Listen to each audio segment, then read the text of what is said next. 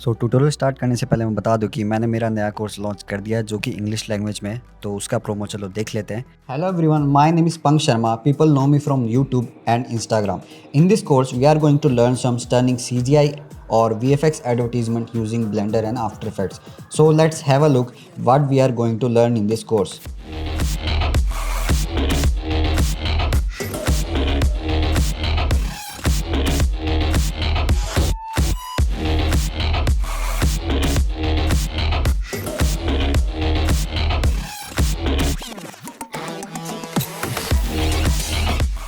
So let me tell you, after learning this skill, you can earn a lot of money by creating this cool CGI for your clients. And this skill have a lot of potential these days because every brand want a CGI artist to promote them. And this course is for beginner to become a pro in no time. So thanks for enrolling in this course. I will see you in the classes. So let's get started. So link in the description you can check out. तो चलो अब tutorial को start करते हैं। तो video के starting में कुछ चीज़ें बताने वाला हूँ, उनको ध्यान से सुन लेना।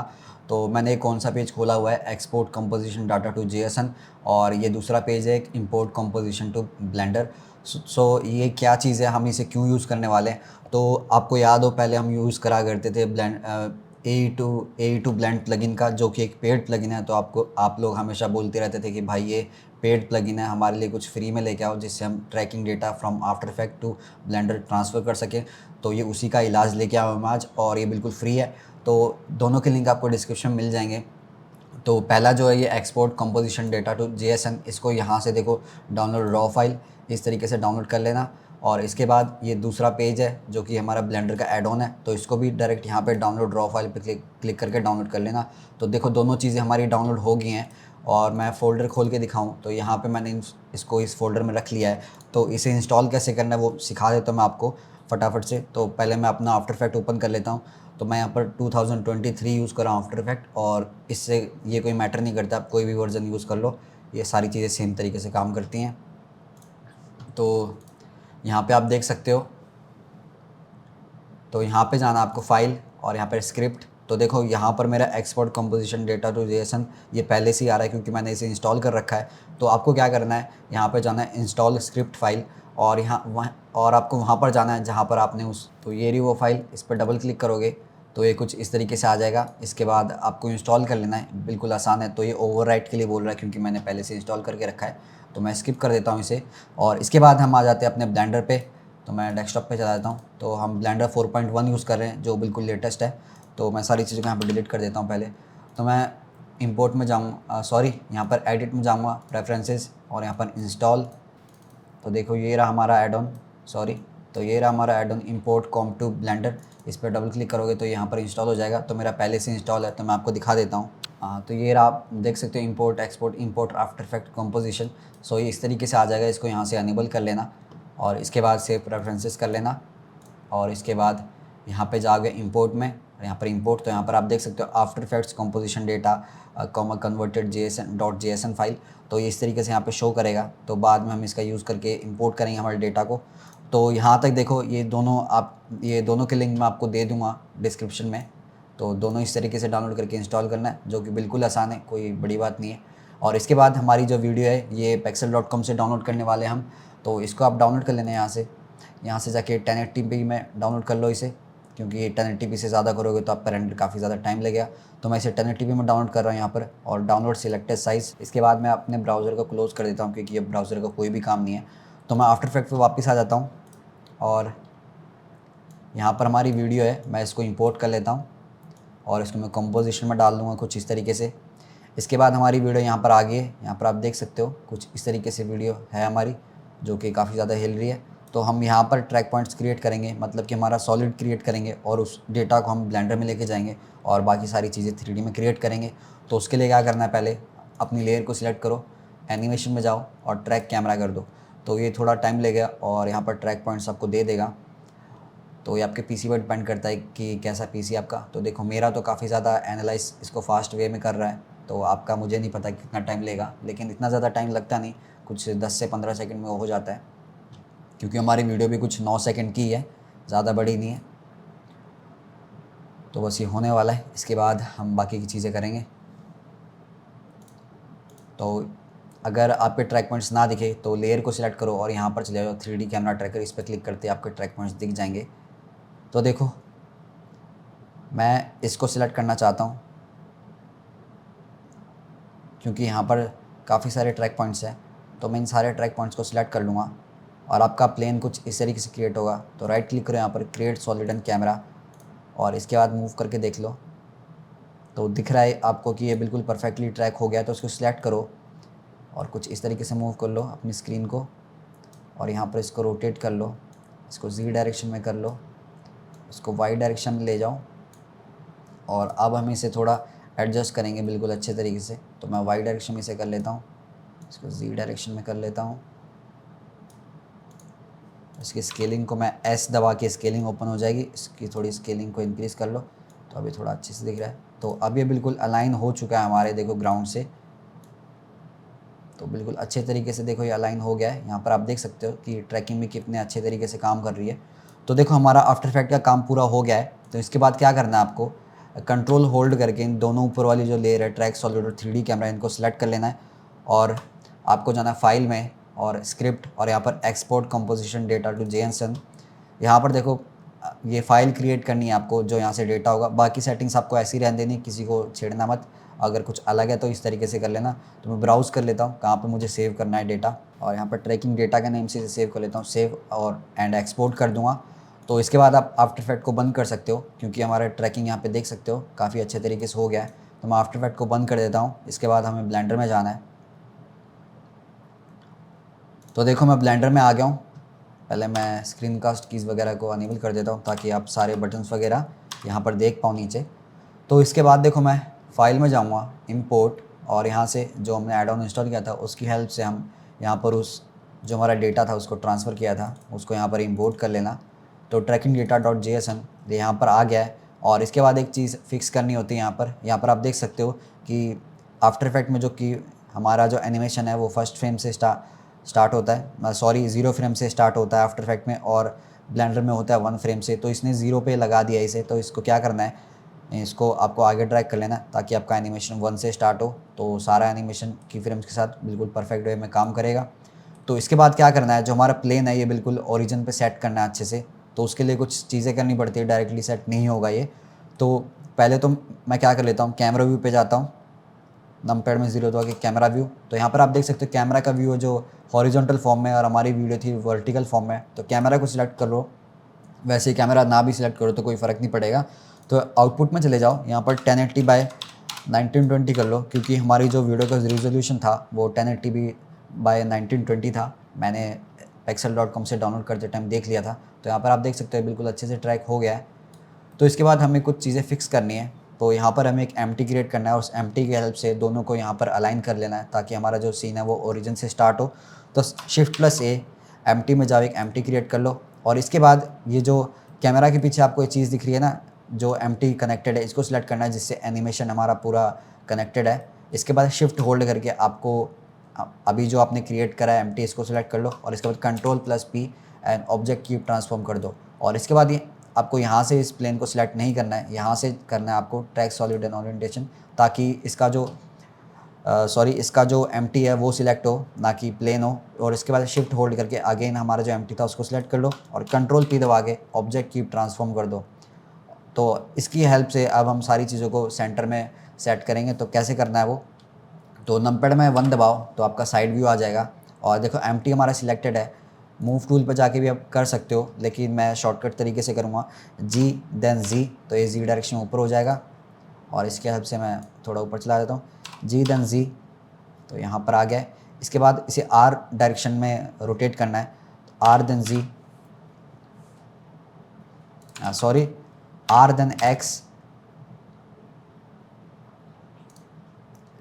R देन Y, तो इसे Y डायरेक्शन में कुछ इस तरीके से कर लो और G देन Z से यहाँ पर ले आओ और इसके बाद R देन Y, तो इसे यहाँ पर ले आओ अच्छे से, G देन Z। तो ये थोड़ा इस साइड से देख सकते हो अलाइन नहीं है हमारे एक्सेसिस के साथ। सो R एंड देन Y, तो इसे अच्छे से अलाइन कर लो, R देन X, तो अभी अच्छे से अलाइन हो गया है। तो अभी आपको दिख रहा है कि ये सेंटर में नहीं है, तो 7 दबा के टॉप व्यू पे आ जाओ और हमारा एम्प्टी पहले से ही सिलेक्टेड है अभी तक। तो जी देन वाई, तो इसे यहाँ पर ले आओ, आर देन जी, तो इसे रोटेट कर लो कुछ इस तरीके से। तो जी देन एक्स, तो इसे एक्स डायरेक्शन में ले जाओ, और जी देन वाई, इसे वाई डायरेक्शन में ले जाओ।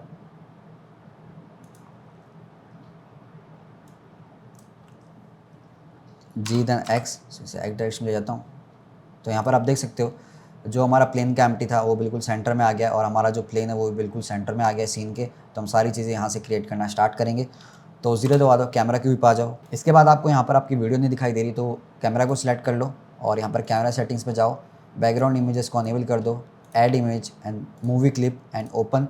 नाउ यहाँ पे आपने जो वीडियो डाउनलोड करी थी उसको अप्लाई कर दो, तो आपकी वीडियो यहाँ पर आ गई। इसकी ओपेसिटी को इंक्रीज़ करना चाहो तो यहाँ से कर सकते हो। तो ये कुछ इस तरीके से दिखेगा अब आपका सीन, यहाँ से आप प्ले करके देख सकते हो। और इस एनिमेशन को सिलेक्ट कर लो एक बार, तो यहाँ से आपको दिख रहा है कितने फ्रेम है। तो देखो यहाँ तक आपकी वीडियो फिनिश है। तो एंड फ्रेम भी हम 231 कर लेते हैं इसके अकॉर्डिंगली। तो यहाँ पर हो गया है। तो इसके बाद इसको सिलेक्ट करो, एस देन एक्स, तो इसे थोड़ा स्केल अप करना है हमें, S then Y, S then Y. Now मैं इसे थोड़ा उस साइड कर लूँगा मूव, आर देन जी, थोड़ा इस साइड मूव कर लूँगा मैं इसे, आर देन एक्स, थोड़ा उस साइड ले जाओ। अब इसे इस साइड कर लो, R then Y, R then X. So ये ज़्यादा बड़ा हो गया था इसलिए मैं इसे थोड़ा इस साइड कर रहा हूँ, आर देन एक्स।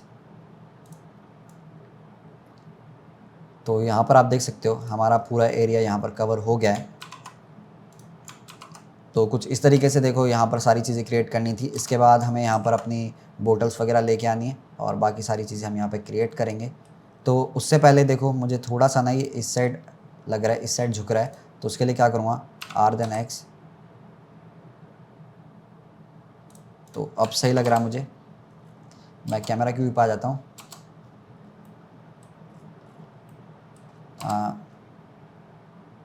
सॉरी, गलती से ना मैंने कैमरा के अलाइनमेंट को चेंज कर दिया।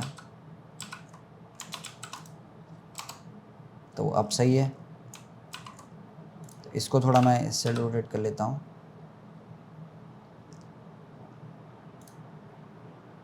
जी देन एक्स, एक्स डायरेक्शन में ले जाओ। तो अब बिल्कुल ये सही लग रहा है। यहाँ पे आप इसे रोटेट वगैरह भी करके देख सकते हो। तो बिल्कुल अच्छे से परफेक्ट तरीके से ट्रैक हो गया है। इसके बाद देखो हम जाएंगे स्केच फैब पे। तो स्केच फैब पे आ गया हूँ मैं, और यहाँ पर मैं कोल्ड ड्रिंक सर्च कर लेता हूँ, ऐसे आने वाली कर दूँगा। और यहाँ पर काफ़ी सारी कोल्ड ड्रिंक्स वगैरह आ गई हैं।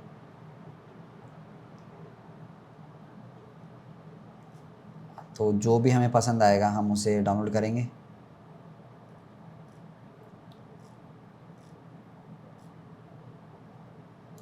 तो देखो हम कर लेते हैं कोका कोला सर्च करते हैं, चलो। हाँ, तो ये बोतल मुझे काफ़ी सही लग रही है। हाँ, तो इस बोतल का मॉडल काफ़ी सही है। तो इसे मैं देखो यहाँ से GLTF एंड 2 MB में मैं इसे, जो GLTF फॉर्मेट है उसमें मैं इसे डाउनलोड करूँगा और उसी फोल्डर में ले जाते हैं जहाँ पे मैंने एसेट्स वगैरह क्रिएट करे हैं। तो वहाँ पर यह डाउनलोड होगी ये हमारी बोतल। तो ये अब मैं इसे यहाँ से एक्सट्रैक्ट कर लेता हूँ और इस ओरिजिनल को आप डिलीट कर सकते हो। तो यहाँ पर देखो हमारा बोतल टेक्सचर वगैरह के साथ आ गई है यहाँ पे। इसे हम चलो अब ब्लेंडर में इंपोर्ट कर लेते हैं। Import GLTF format, assets, Coca Cola, scene. तो यहाँ पर हमारी बोतल आ गई है जो कि एम्प्टी से कनेक्टेड है। तो मैंने यहाँ से इसे एम्प्टी सिलेक्ट कर लिया है और एस से मैं इसे स्केल अप कर लूँगा।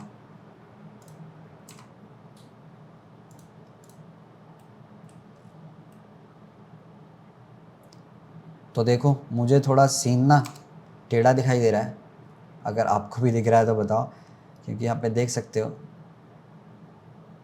तो मैं इसे सही करूँगा, 1 दबा के साइड व्यू में चला जाता हूँ।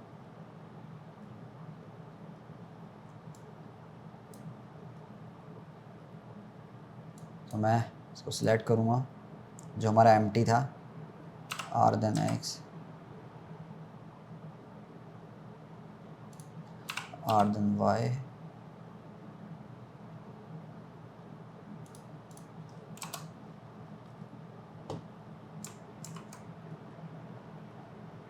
एम्प्टी सिलेक्टेड है पहले से ही, आर देन वाई,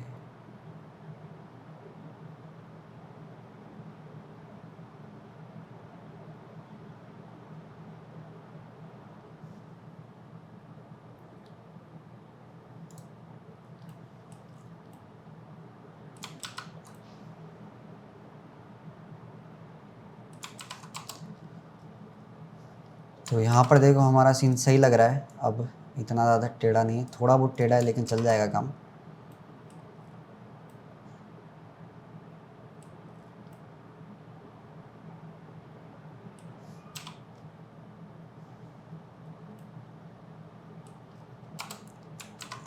तो मैं यहाँ से इसे रेंडर सेटिंग चला जाता हूँ, रेंडर्स, और यहाँ पर जीपीयू, यहाँ पर मैं 50 कर लूँगा और रेंडर में मैं 128 करूँगा और यहाँ से रेंडर दबा दूँगा।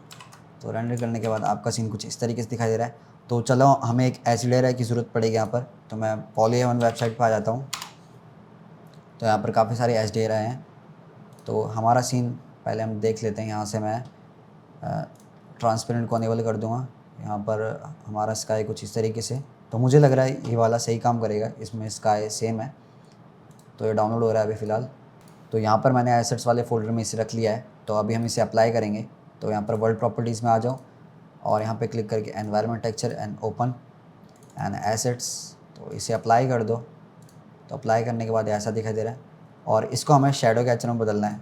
तो इसको सिलेक्ट करो, यहाँ पर आ जाओ, shadow visibility and shadow catcher में कन्वर्ट कर दो। तो ये कुछ इस तरीके से दिखाई दे रहा है। तो थोड़ा बॉटल को देखो,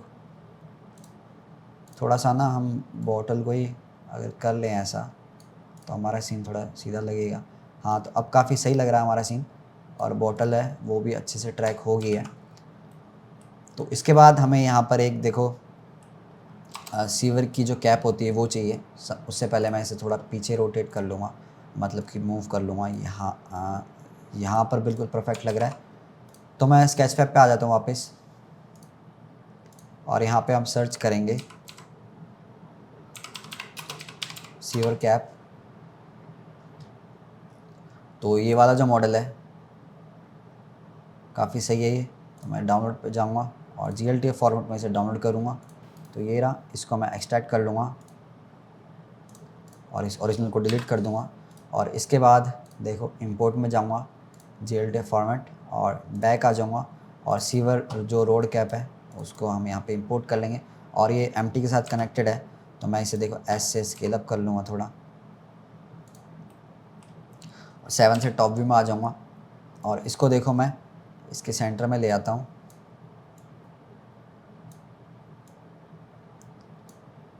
तो यहाँ पर ये सही लग रहा है। तो इसके बाद देखो हमें एक चीज़ क्रिएट करनी पड़ेगी यहाँ पर, जिससे कि हमारी बोतल ज़मीन से बाहर आए। तो उसके लिए क्या करना है, तो देखो Shift+A से यहाँ पर एक सिलेंडर क्रिएट कर दो। S से मैं टॉप व्यू में आ जाता हूँ और S से मैं इसे स्केल अप कर लूँगा और यहाँ पे देखो बिल्कुल सेंटर में रखो इसे।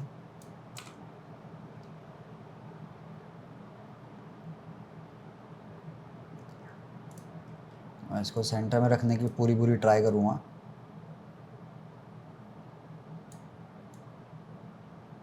हाँ, तो यहाँ पर ये सेंटर में आ गया है। तो S से मैं देखो स्केल अप कर लूँगा इसको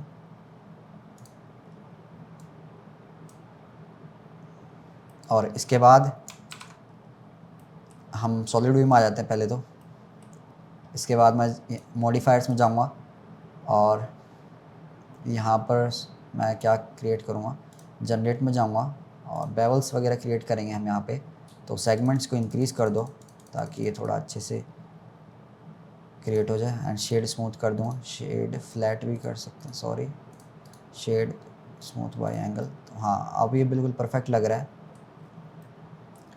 तो इसके बाद देखो मैं यहाँ पर कटआउट क्रिएट करेंगे। तो इस प्लेन को सिलेक्ट कर लो जो हमारा शेडो कैचर है, और यहीं पर आ जाओ और यहाँ पर जनरेट में जाके बुलियन, और इसको ये सिलेक्ट कर लो सिलेंडर। तो यहाँ पर कटआउट क्रिएट हो गया है। इसके बाद मैं इसे अप्लाई कर दूँगा। इसके बाद ये सिलेक्ट है, Shift+D, एंड इस दूसरे वाले जो हमने डुप्लीकेट करा है इसकी स्केलिंग को मैं थोड़ा डाउन कर लूँगा और इसे यहाँ पर ले आता हूँ।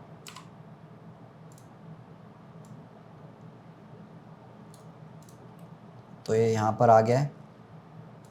इसकी स्केलिंग को भी इंक्रीज़ कर लो थोड़ा, ताकि ऊपर नीचे से बाहर निकल जाए इससे आर पार। इसके बाद जो हमारा बाहर वाला सिलेंडर है इसको सिलेक्ट करो। पहले बेवल को अप्लाई कर देते हैं, इस पर भी बेवल को मैं अप्लाई कर देता हूँ। इस बाहर वाले सिलेंडर को सिलेक्ट करो और इस पर भी बुलियन क्रिएट करके जो अंदर वाला है उसको सिलेक्ट कर लो और इसको यहाँ से देखो डिसेबल कर दो। तो यहाँ पर आप देख सकते हो एक होलो क्रिएट हो गया है यहाँ पे, और इसको मैं यहाँ से ऑफ़ कर देता हूँ। रेंडर में भी ऑफ़ रखूँगा मैं इसे।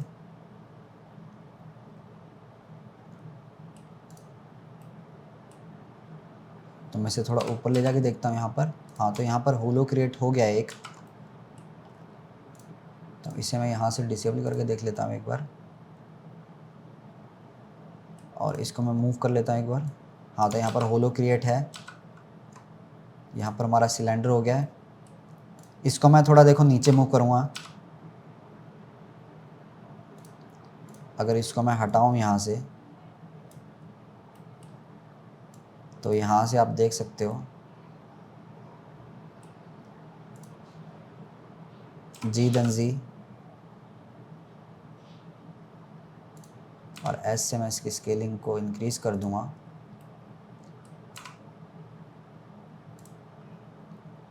तो G, तो इसको मैं यहाँ पर रख लेता हूँ, यहाँ पर। तो यहाँ पर आप देख सकते हो कि होलो क्रिएट हो गया है। और इस सीवर को मैं अगर यहाँ पर ले जाऊँ अब, तो यहाँ पर ले जाओ जो सीवर कैप है, और इसको मैं S तो Z डायरेक्शन में थोड़ी स्केलिंग इंक्रीज़ कर लेंगे इसकी। तो यहाँ पर देख सकते हो यहाँ पर लग गया है। और कैमरे ऊपर चला जाता हूँ मैं, तो देख लो हमने हमारा जो था ये जो एज़ियर था अप्लाई है पहले से। तो मैं रेंडर में चला जाता हूँ, तो यहाँ पर आप देख सकते हो कि कितने अच्छे से अप्लाई हो गया ये। तो इसके बाद हमारी जो बोतल है मैं इसको सिलेक्ट करूँगा और इसको मैं बिल्कुल नीचे ले जाऊँगा यहाँ पर। तो हमारी बोतल देखो इसके अंदर है। मैं K प्रेस करूँगा, लोकेशन पे की फ्रेम लगा दूँगा, और इसको मैं देखो 100 फ्रेम पे आ जाता हूँ, और मैं इसको ऊपर ले आऊँगा यहाँ पर, और यहाँ पर मैं की फ्रेम लगा दूँगा K, देन लोकेशन पे अगेन की फ्रेम। देन हम यहाँ पे एक चीज़ करेंगे, तो इसको सिलेक्ट कर लेता हूँ। तो बोतल यहाँ से निकलनी है, तो जो इसका की फ्रेम है इसको हमें यहाँ से स्टार्ट करना है। और इसके बाद देखो इसको सिलेक्ट करो, K दबाओ, लोकेशन, एंड इसके बाद यहाँ पर इसको एनिमेट करके यहाँ पे ले आओ, एंड K लगा दो, लोकेशन अगेन। और इस पे देखो क्या करूँगा मैं, इसको सिलेक्ट करूँगा और इसके बाद शिफ्ट होल्ड करके इसको सिलेक्ट करूँगा और Ctrl+L एंड लिंक मटेरियल्स कर दूँगा, ताकि इसका जो मटेरियल है वो थोड़ा बहुत इसके जैसा दिखाई दे। तो यहाँ पर आप देख सकते हो।